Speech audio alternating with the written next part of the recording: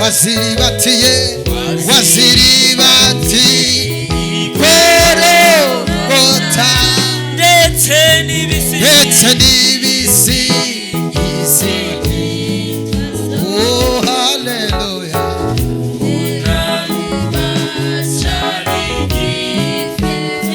katukomera Imana amashiko ya Sharonga hallelujah hallelujah hallelujah hallelujah.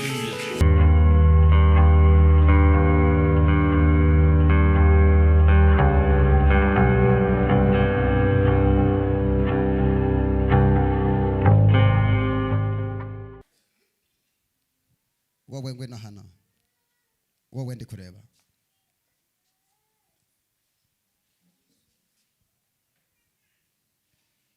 Tela haleluya. Haleluya. Haleluya. Imana irambwiye warugiye gusara ku musozi, Imana igukuriyeho gusara. Icya kabiri, Imana irambwiye ngo nimvugane nawe. Bakoherereje ihembe, bajyohereza wari urimo mu rusengero. Iryo hembe bohereje bari bashaka kugira ngo upfe. Imana yarakurinze wapfa nuko yari izi ko uyu munsi uzakirira hano. Imana irimo irambwira hari ikintu cyiza kigahagamamo hano. Ujye ucyumva?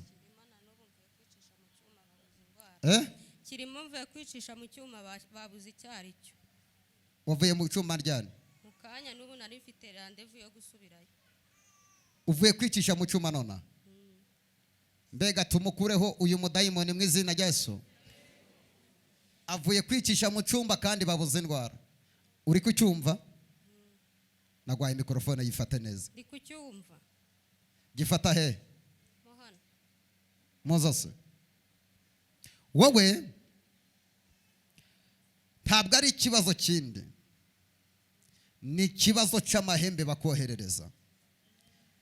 Umunsi usengera he? Bagufashe mikrofone. Usengera muri Gatolika? Mu Bagatolika. Umunsi wari wicaye mu rusengero nibwo bakohereje iki kintu. Cyaraje kimera nk'igiseseye mu kanwa kawe, kiramanuka nk'inzoka ndende wumva kigenda. Yego? Yego. Warivuje byaranze.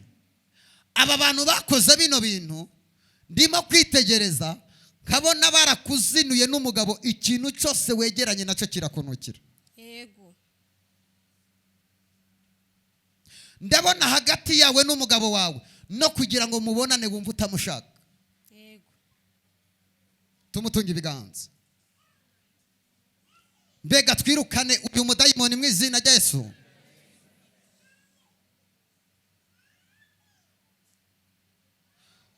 Washaki ubimaranye igihe kingana gute? Amezi 2. Muri ayo mezi 2 ubona wari rukanze ushaka imiti bikarangira byanze. Yego n'ubu nayizanye ndayifite. Yinzanire hano. Wayikuye he?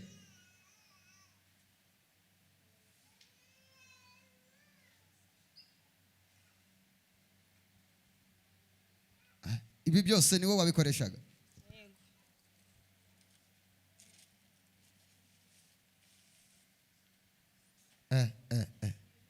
Bikura ibishyiraho hasi.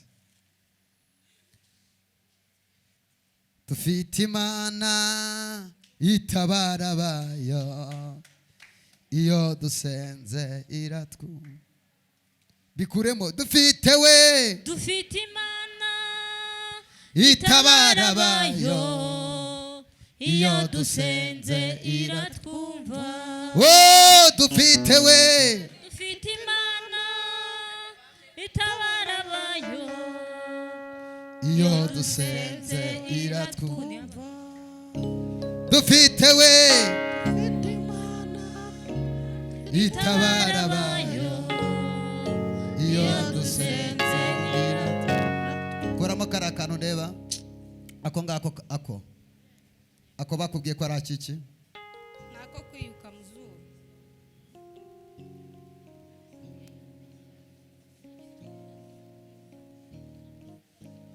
Bakubwiye ko ari agaho kiki? ntabwo bigeze bansobanurira babimaye gutyo. dore ibi bintu byose wowe baguhaye imiti uzi ngo urakize, kumbi bari bakuroze.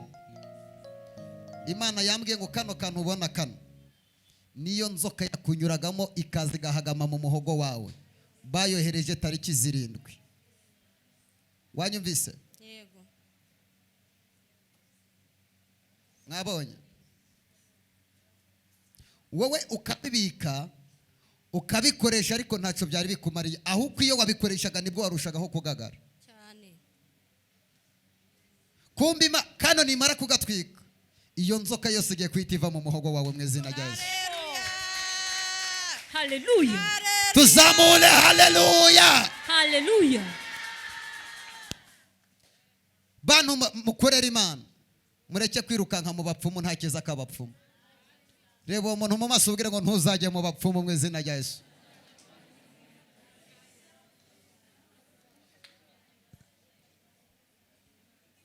Aya nayiki? Umuti wo kunywa. Hanyuma utu tuntu dupfunyitse murano duke? Nayo niyo kunywa ushyize mu mazi no kunyuza mu mazuru. Reka mbabwire abantu mukorera Satani mubayeho nabi. Mubwire ngo emerera Yesu ari we ukiza ubuzima bwawe. Kuva uyu mwanya wa none mushiki wanjye, ngiye kugusengera Imana, wari kujya kwa muganga ukiruka ntuzakire. Uyu mwanya ugiye gukira hano, ukikikira hariya urasohoka, ya nzoka ntayikiri mu muhogo wawe. Haleluya. Tuzamure haleluya. Twongere tuzamure haleluya.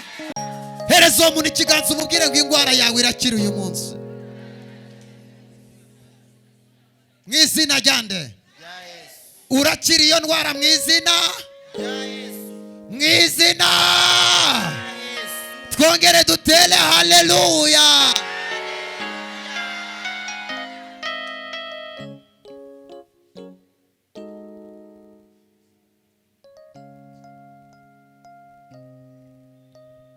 Uvuye kwa muganga bakubwira ko nta ndwara bareba. Nayo nayisigaje kujya guca mu cyuma ngo barebe ikibazo ufite mu mutwe. No mu cyuma ntacyo bari kukumarira. Wowe iyo wicaye iwawe ibaze ko na hahandi kwegera abana ngo bwire icyo bamarira nka mama wawe uba wumva utabyitayeho kubera ibintu bamaze gukora kuri wowe. Cyane. Mwabyumvise? Manumva nta muntu ushaka no kurya, mba numva bimbangamiye. No kurya sinyirye. Uheruka kubonana n'umugabo wawe ryari mu buriri? Haciye amezi 2. Mwabyumvise? Nta kindi cyabiteye, baguhugije ikintu bita n'umugabo. Ibi bintu wajyaga wihumuriza uzi ngo ugiye gukira, wabaga wihumurije umwuka wo kuzinuka umugabo wawe. Noneho ukabyihumuriza uzi ngo urakize, kumbi wowe wishizemo ibintu bituma uzinuka iki? Ariko amabanga ya Satani uyu munsi yamenyekanye mu izina rya Yesu. Bishyire muri envelope ngiye kubitwika. Timeti boneza ngo Satani ni njyajya ni ntare mu zindi, agenda arabuyabuya nureba inyuma arakumira. Satani ni njya uri ntare mu zindi, agenda arabuyabuya nureba inyuma arakumira. Cyawe tegetse Imana mu mavuta yampaye Mwuka Wera, amanuka ashire ikiganza cyawemo imbaraga zituma abarozi bagutinya. Ashire mu kiganza imbaraga zituma abakonikoni bagutinya.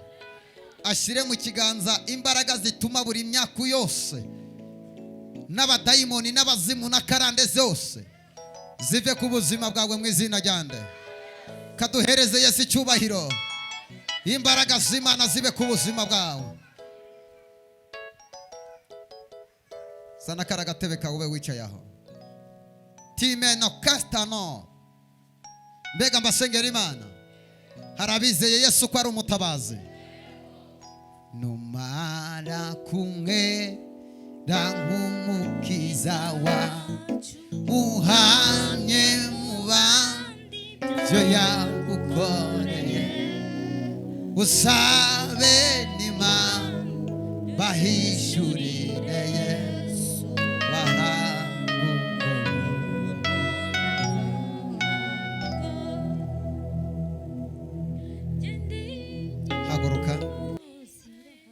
waturutse hema hagarara aho ngaho. Naturutse mu Gatsata. Ninde wakuraritse? Uzamugurira akantu. Mubwire ngo ndakugurira akantu nidutaha. Ndakugurira akantu nidutaha.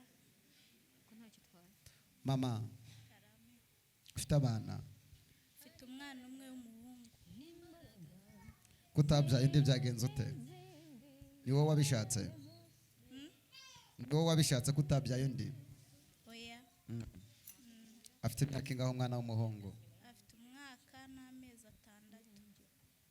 Wari uzi ko wari ugiye kuba umupfakazi? Ntabyo wari uzi. Ntabyo nari. Bigusobanurire. Yego. Gusengera Imana ibikureho. Yego. Uyu munsi kuwa gatanu wari ugiye kwitaba telefone iguhamagara ikubwira ko umugabo wawe yavuye mu mwuka. Iyi telefone wari ugiye kwitaba, kuba waje gusenga uyu munsi ni Imana yabishatse kugira ngo ikureho urupfu ku mugabo wawe. Kubera ko Imana irimo iranyereka, nagiye kubona mbona umugabo yarari mu muhanda. Amaze kuba ari mu muhanda, haza umudayimoni afata mu maso ye akantu kameze nk'agatotsi. Amaze gufatwa akantu kameze nk'agatotsi, nabonaga yaratwaye ikimodoka kirekire kivuye nk'ahariya kikagera hirya iriya. Amaze gutwara icyo kimodoka kirekire, ngiye kubona mbona wa mudayimoni amubirinduye munsi y'umuhanda muremure. Mbona barimo barashakisha. Muri uko gushakisha baravuga ngo uyu niwe mugore we. Baraguhamagara. Ngiye kumva numva ijwi ry'Imana rirambwiye ngo ku munsi w'ejo kuwa 4 saa 7 niho ibyo bintu byari kuba, kuko nabonaga telefone yaguhamagaraga yari muri Tanzania. Umugabo wawe ari he? Ari Tanzania. Imana irambwiye ngo imukuyeho urupfu, ntabwo azapfa akoze impanuka kubera ko waje mu nzu y'Imana. Komera Imana amashyi menshi cyane.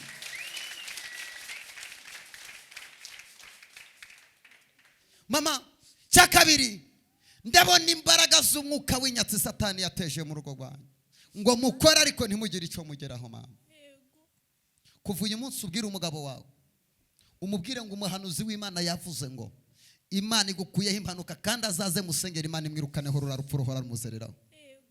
Wanyumvise?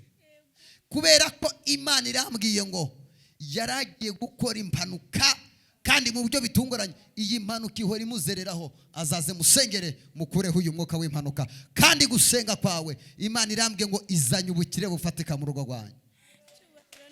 Kuyemo umwuka wo gukora mukavunikira ubusa. Yabona amafaranga ntimumenye ahanyuze, uyu mwuka Imana irawirukanye. Nimutaha umugurira. Hari ibyo wambwiye? Hari ibyo wambwiye? Hari aho nkuzi? Si ubwa mbere tubonanye? Imana niyo ikoze icyo kintu. Nutaha umugurira akantu ubwo wakoze kunjyanira umuhanuzi w'Imana. Tuhereze Imana icyubahiro.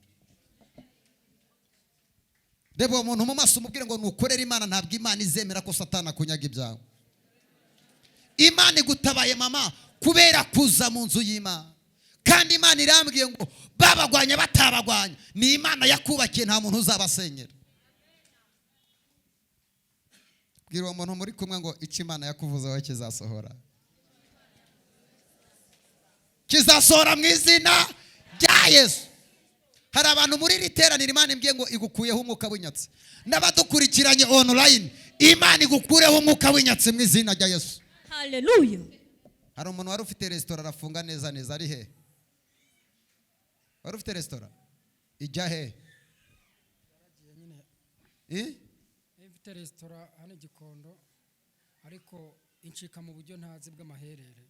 Sinavuga ngo byagenze. Nsobanurira. Wari ufite resitora? Nayo mfite resitora ikora amasaha 24. Ninjye muntu wazanye amasaha 24 hano bita Gikondo, aho mujya mwumva bita kwa Jet, nta muntu utahazi. Iyo resitora yari iyanjye, ariko uburyo yaje kumva mu ntoki sinakubwira ngo imeze gute. Nabonye igenda gusa mu buryo ntazi, nanjye sinamenya uko byangendekeye. Hereza umuntu mwicaranye ikiganza umubwire ngo Imana igukureho amaboko y'abarozi.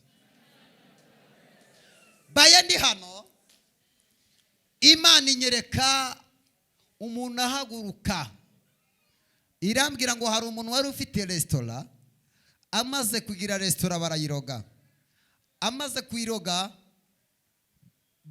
iyo resitora bamera nk'abayimukuye mu ntoki kubera kutagira ubushobozi. nawe uyu munsi babigusobanuje ntiwabisobanura. ntabwo nabisobanura pe. ntuzi ko byagenze. none uyu munsi ubuzima uri kunyuramo buri kurura burashaririye cyane, kandi wari ufite abakozi, wari ufite amafaranga cyane mu buryo bufatika.